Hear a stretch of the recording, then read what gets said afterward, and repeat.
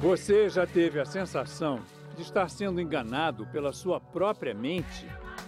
De ter certeza de lembrar de uma situação e depois descobrir que ela não aconteceu? A horrível descoberta de que você não tem controle sobre as suas escolhas mais pessoais, que muitas vezes vão contra o que você mais queria. Então, bem-vindo à espécie humana. Quase tudo o que consideramos certezas sobre nós mesmos e nossa sociedade é falso.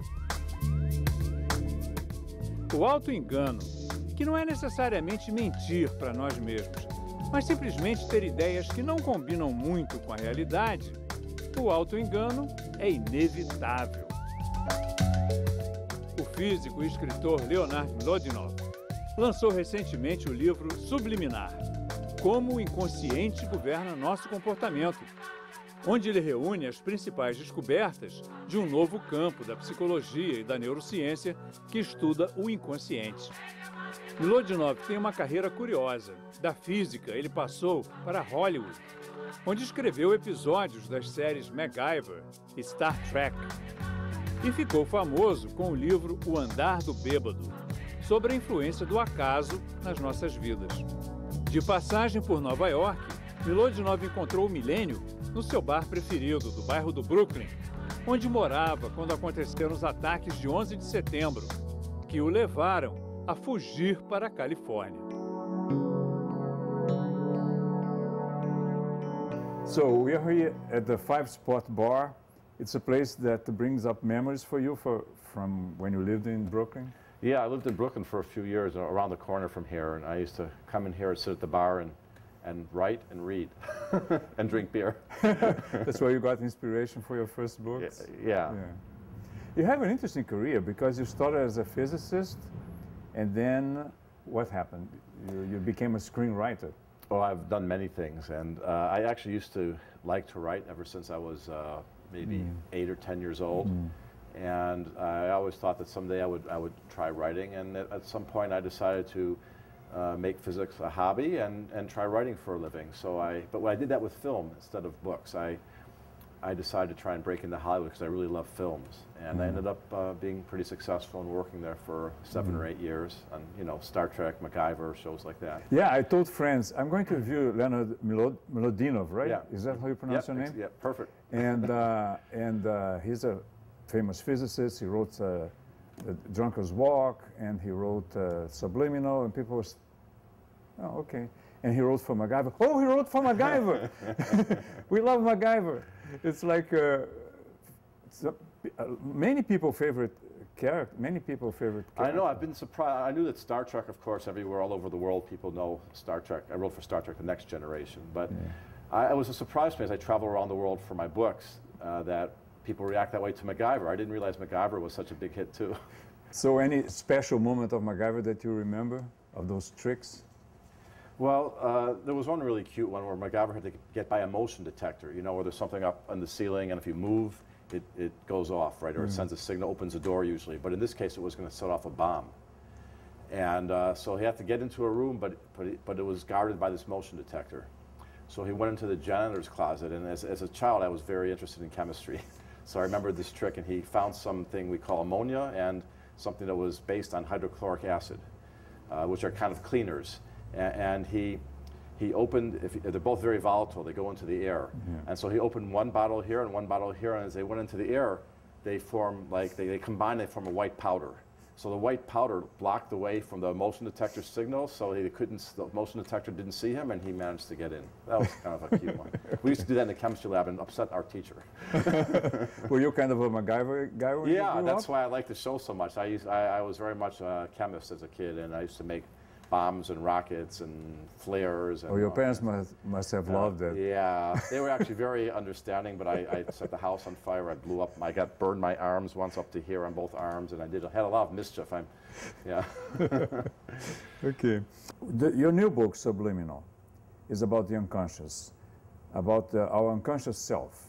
So tell us how, in your life, you managed to see that your decisions, your choices are not all consciously made, right? Yeah, well, the point of the book is that it's kind of a companion book to The Drunkard's Walk. Yeah, so The Drunkard's Walk was about how if you don't understand randomness, you misinterpret a lot of the events that happen in your life around you. If someone is successful, but you know, success could happen, of course, takes work and it takes skill, but it also is an element of chance, and how much of chance is there in that? If you see two people who are equally successful, or one who's much more successful than another, it doesn't mean that one is much more talented. It could be that one had more luck. And it's very important to understand how randomness plays out in your life. So when you see people, you don't judge them by their results, but you look deeper into who they are, and you judge people for what they are. And this is really what I liked about this topic, even though it seems very different from The Drunkard's Walk, is that it's the same idea, but instead of looking at the outer world, I'm looking at the inner world, your own emotional and inner life. The social world that you perceive is not really what you think it is if you don't understand the unconscious. Just as the outer world is different if you don't understand randomness, and when you understand randomness, it gives you a new insight.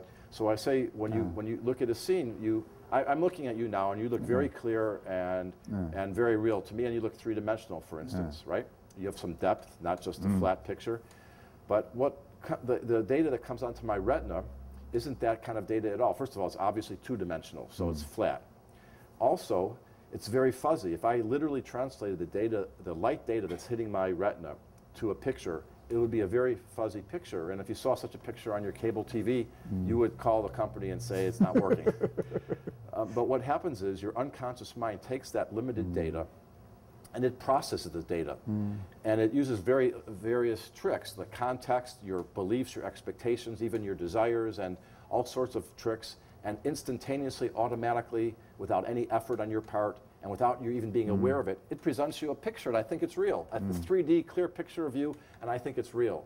It's not really what's there, but it's what's here.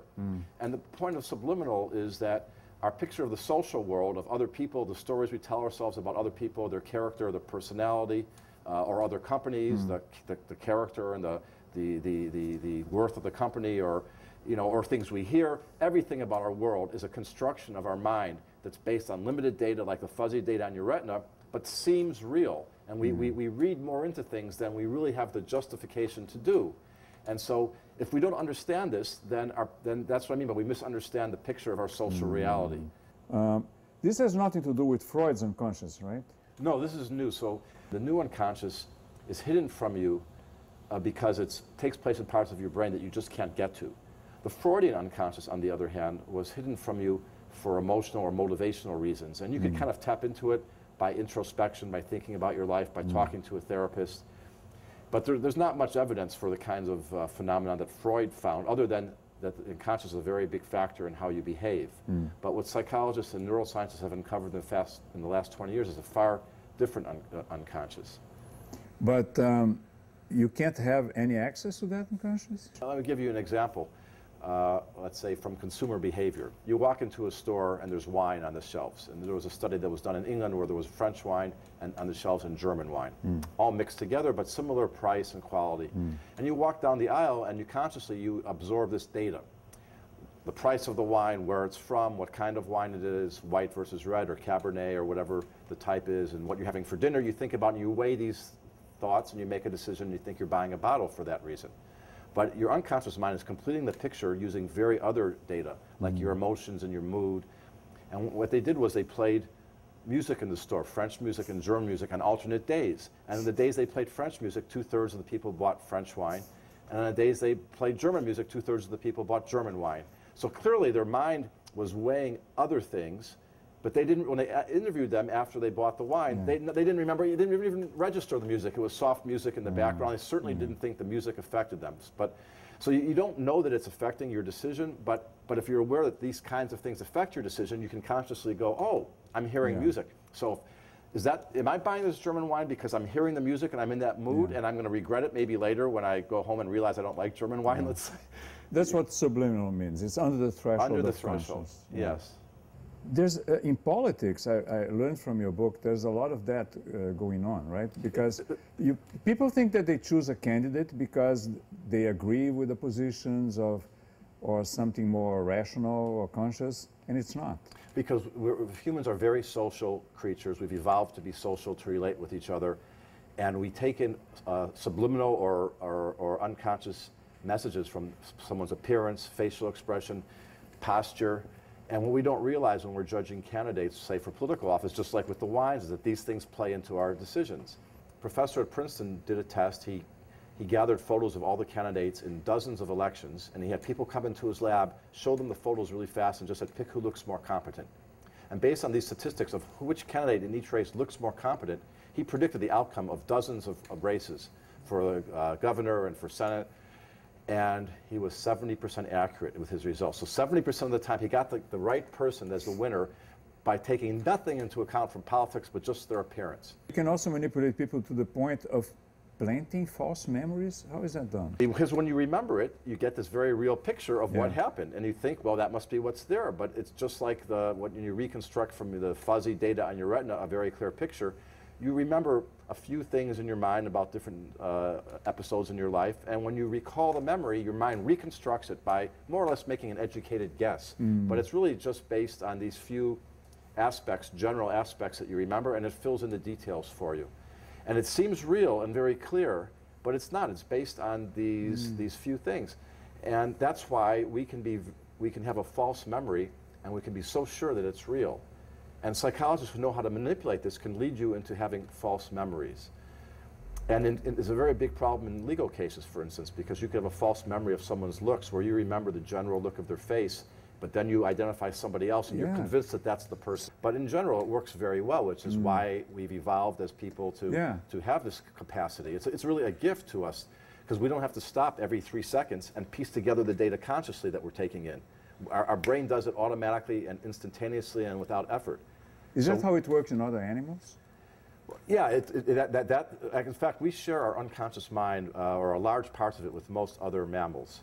Our conscious mind is something that is special for us, and that we have a much more elaborate conscious mind, but the brain structure and function of our unconscious is very similar to other, at least to higher mammals. And that's because we need that to survive. All the animals need that to survive.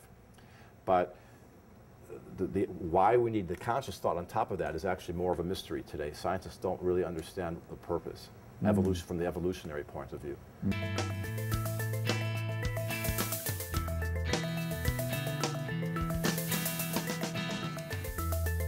Is there a way when we can be more aware of the result of those unconscious tendencies, even those who are detrimental to us? For instance, some people say, I'm not a racist at all, I treat everybody equal, but if you do some tests, those researchers have shown that people have stereotypes, they have prejudices that are unconscious. This ability to categorize things is a real gift. I talk about one patient who had some brain damage that made it so he couldn't categorize things, and he couldn't even set a table. He couldn't recognize that one fork and another fork were both in the same category of forks and sort them out to set the dinner table. So it's a gift for us, but when we categorize people, it's not so good. If we categorize them according to religion and color, and this really comes from the media and our culture. We're constantly bombarded with messages about different races, different religions, and it's very hard not to assimilate that on an unconscious level, even if consciously we want to be fair. Yeah, but how can we get closer to objectivity? Is that possible? Yeah, because by understanding what the influences are, then our conscious mind can go, oh, wait a minute, when I'm making this decision, I know I've looked at the data, but let me look at it again and let me realize some of the other effects that are affecting the sun, or the argument with my wife. Maybe have second motives, right? Yeah, the other ulterior motives and your self-interest, you might say. I made this decision, but I know that I'm biased, and you have to try to factor that in by learning about yourself. But nobody will make a headline. This subject is too complicated, and I can't make up my mind. We have to come up with some, headline. Well, scientists often will say that, and they say, we'll keep working on it. But in other areas, such as business, usually you need a decision. Yeah. You can't tell the stockholders, well, we're not quite sure about the factory. Give us 5 years to study the issue. But since this is unconscious, I don't have access to it. How can I know if I really have a prejudice or not? It's usually by my behavior, how other people see me. Yeah. Well, other people perhaps can see it better than you, but you can take a test for your unconscious prejudices. There's a website online. The test is called the implicit association test, or IAT. It's amazing. You can take a test about your prejudices about gay people, race, obese people, and after you test takes about 10 minutes, and when you're done, they tell you how you did, and they also tell you how other people did in general. Interesting how those researchers now use flashing pictures that for 50 milliseconds flash in front of you, and you take a decision about what you're seeing without even being aware. Yeah, it is interesting, and there's a lot of interesting experiments based on that technology to do that. But your unconscious mind, remember, is very fast. So the reason it's there is so we can interact with each other without stopping to ponder.